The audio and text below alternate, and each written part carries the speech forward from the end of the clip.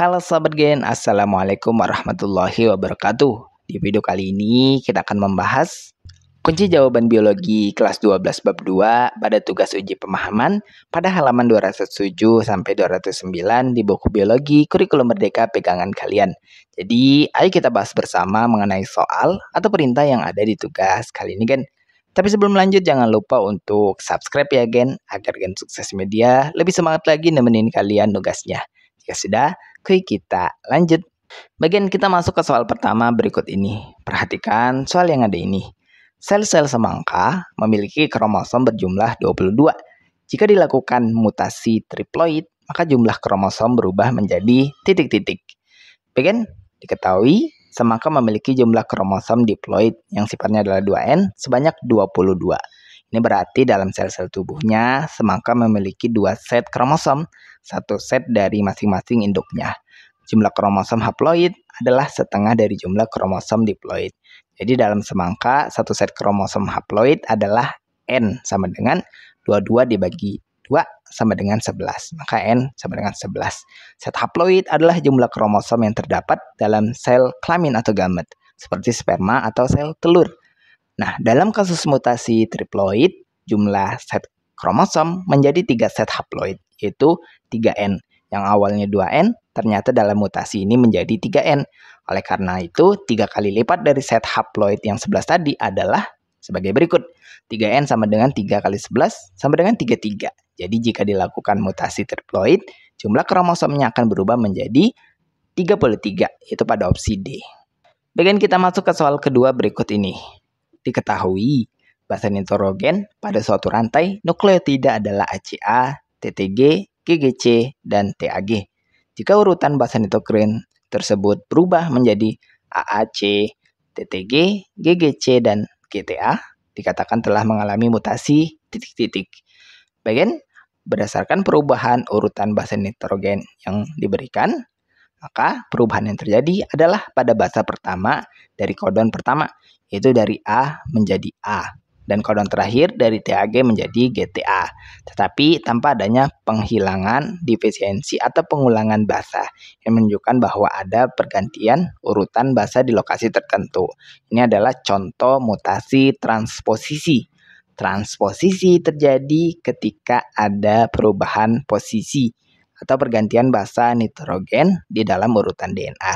Jadi jawaban yang bisa kita pilih adalah pada opsi B, transposisi. Lanjut pada soal ketiga berikut ini, Gen. Gambarkan model kromosom setelah mengalami mutasi dalam tabel berikut.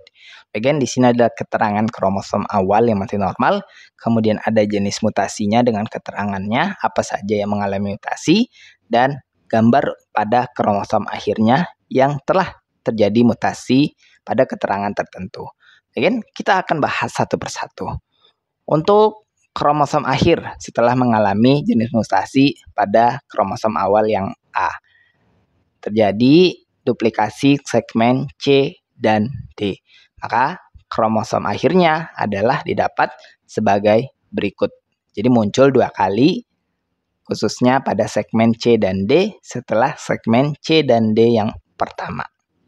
Ya, jadi yang biru ini adalah tambahan sesuai dengan jenis mutasinya.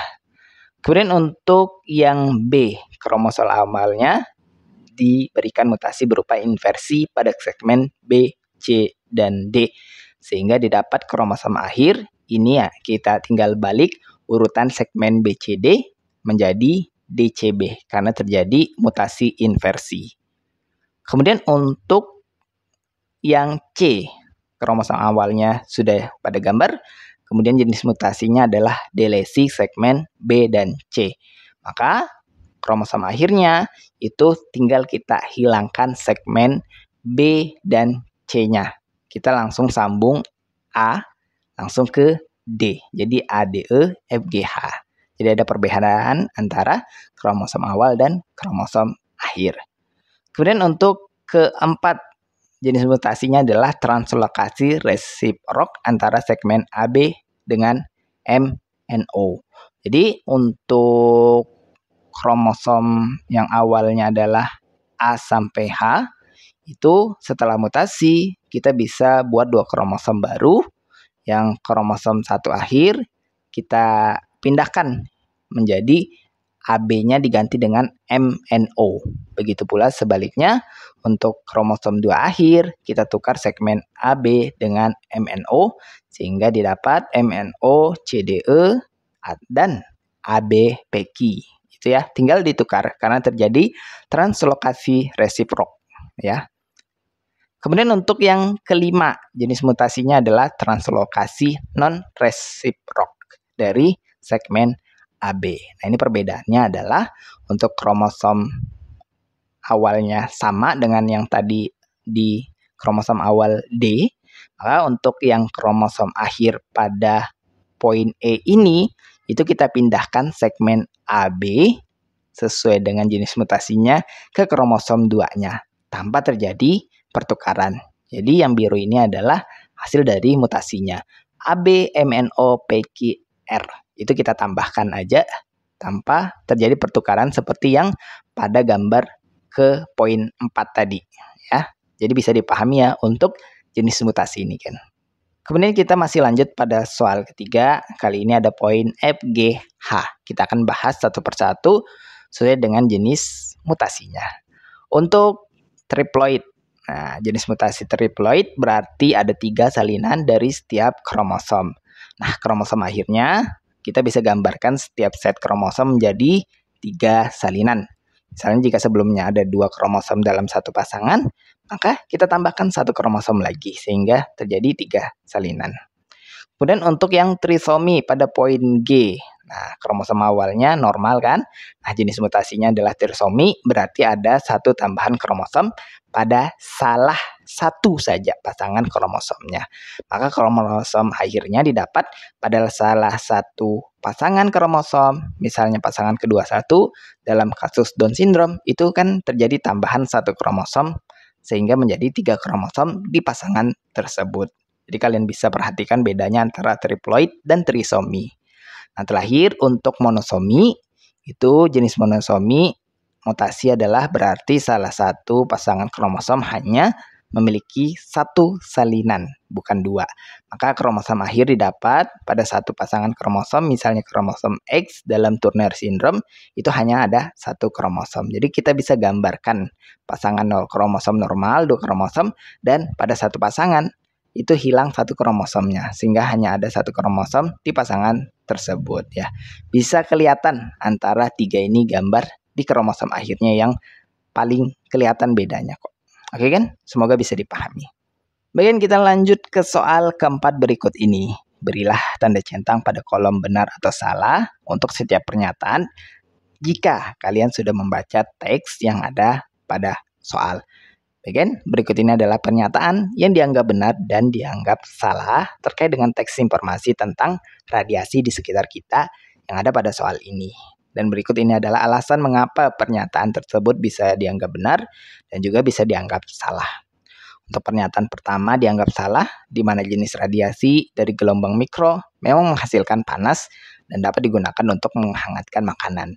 Tetapi radiasi sinar mikro berjenis non-pengion yang sifatnya cukup aman bagi manusia.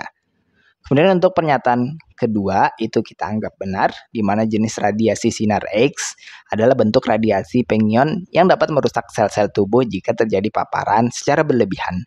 Oleh karena itu, penggunaan sinar X harus dikendalikan dan diawasi dengan ketat dalam penggunaan medis. Kemudian untuk pernyataan ketiga kita anggap salah. Sinar beta adalah jenis radiasi pengion yang lebih energik daripada sinar alfa dan dapat merusak jaringan tubuh manusia jika terjadi paparan berlebihan. Sinarnya mampu menembus jaringan tubuh dan menyebabkan kerusakan pada tingkat seluler. Kemudian untuk pernyataan keempat kita anggap benar.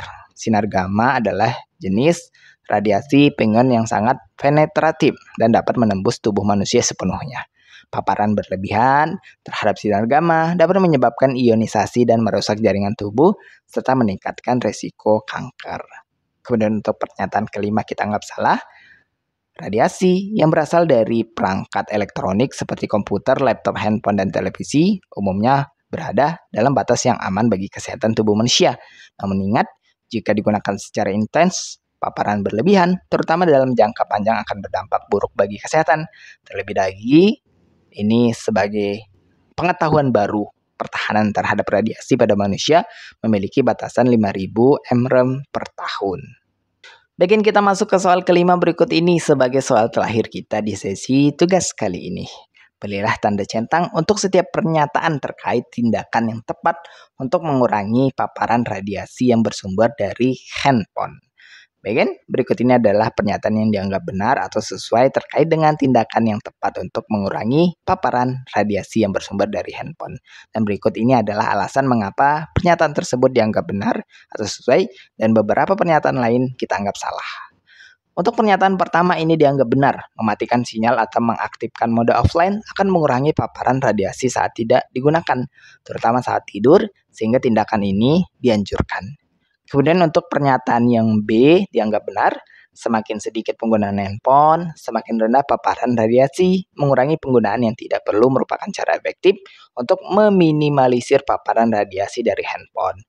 Untuk pernyataan ketiga, salah, karena menyimpan handphone di dekat tubuh, seperti di dalam saku, baju, atau celana, justru dapat meningkatkan paparan radiasi. Sebaiknya handphone disimpan di tempat yang lebih jauh dari tubuh, khususnya ketika tidak mengalami perjalanan. Ya kalau di perjalanan ya mau tidak mau tentu harus disakukan ya. Kemudian untuk pernyataan yang D, ini kita anggap benar, di mana menggunakan handsfree atau speaker dapat mengurangi kontak langsung antara handphone dan kepala, sehingga membantu mengurangi paparan radiasi.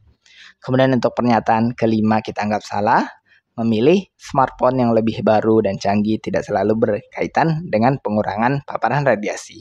Meskipun beberapa perangkat mungkin memiliki teknologi yang lebih baik dalam mengurangi emisi radiasi, hal ini bukan merupakan langkah utama untuk mengurangi paparan radiasi. Karena tidak banyak yang sanggup untuk memiliki, bahkan memilih smartphone model terbaru yang canggih, karena keterbatasan ekonomi dan juga budget. Nah kan itulah pembahasan sekilas kita untuk kunci jawaban biologi kelas 12 bab 2 pada sesi tugas uji pemahaman pada halaman 207 sampai 209 di buku pegangan biologi kurikulum merdeka. Terima kasih karena telah menonton video ini sampai habis gen. Jika dirasa video kali ini bermanfaat, jangan lupa untuk like dan subscribe ya gen. Sampai jumpa di video berikutnya dan wassalamualaikum warahmatullahi wabarakatuh.